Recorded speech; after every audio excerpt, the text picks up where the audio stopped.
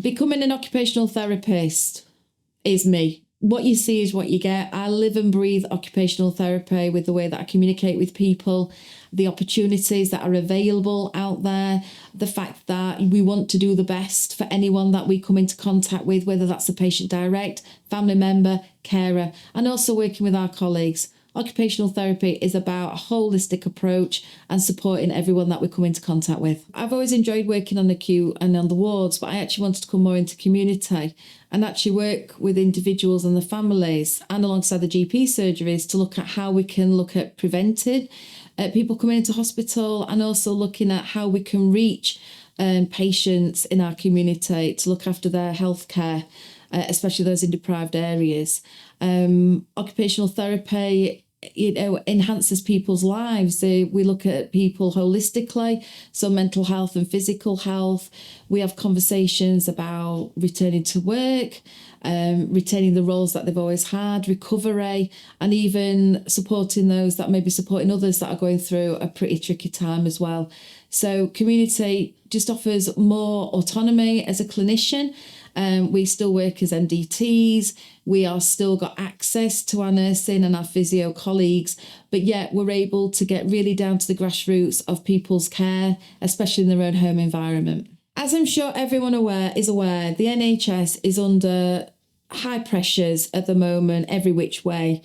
And what we're doing with occupational therapy is just sharing the skills that we have and have had for many, many years. And by coming into community, we're being given that opportunity to explain what we can bring into GP surgeries. We are dual trained, so we can do physical assessment and mental health assessment, which can free up GPs to be able to concentrate on perhaps other specialisms that they've got an interest in, or be able to look at those patients that actually need more medical model support and perhaps prescription discussions and medication reviews. Whereas as occupational therapists, we can actually look at a patient-centered approach, look at how their world affects their lifestyle, and look at how best that we can provide a patient with a very holistic support network to getting them back into society as they wish to be. It's so important that we have time with patients.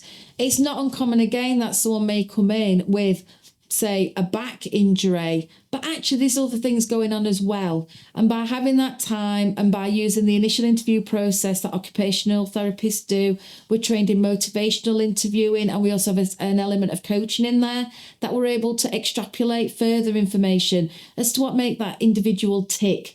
So unlike 10-minute appointments with perhaps other professions where they concentrate primarily on that one diagnosis, that one issue, we've actually got the time and also the communication skills to bring out more.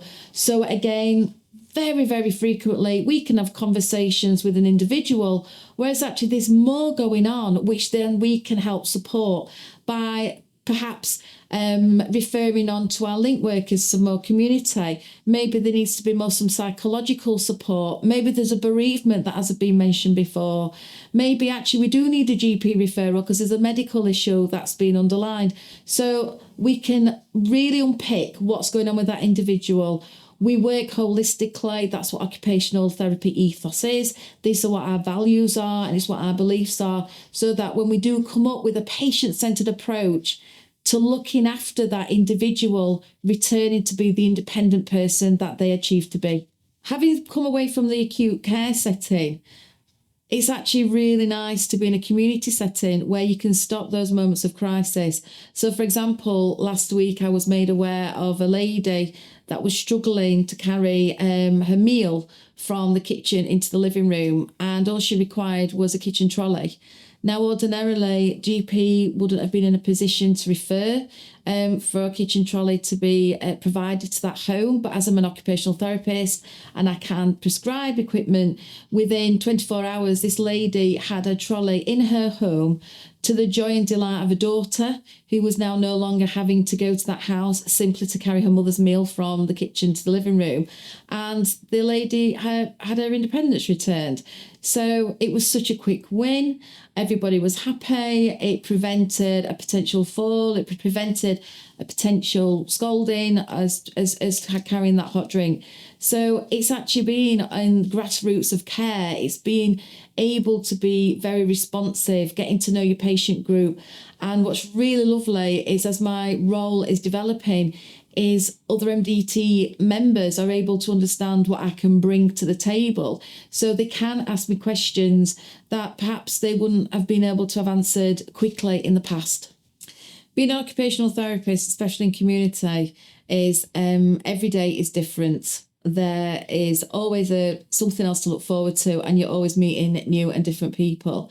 But it's also an opportunity to share what occupational therapy is. Even now, I come across patients, families, and fellow co-workers that really don't understand my role. So it's an opportunity to be loud and proud about our profession.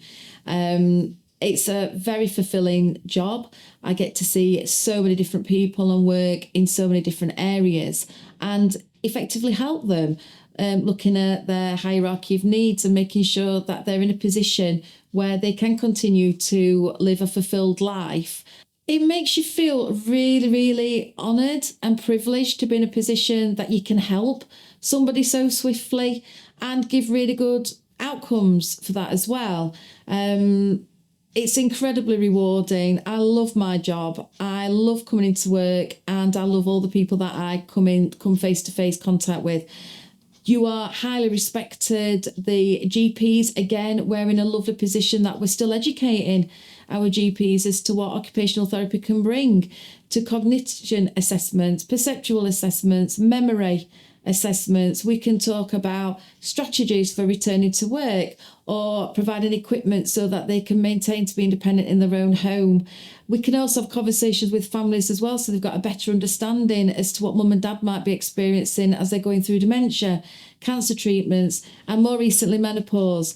So occupational therapy is so much about independent living, or as independent as possible, looking at the environment and looking at equipment, having conversations and problem solving. My word, we problem solve all the time and every day. And some of the solutions, actually the patient or the family have the solutions, but they just need that sounding board to actually talk it through and come up with how they are going to keep moving forward, remain at home, remain going to work, remain driving, remain caring for their grandkids, doing the school run. That's what occupational therapy is about.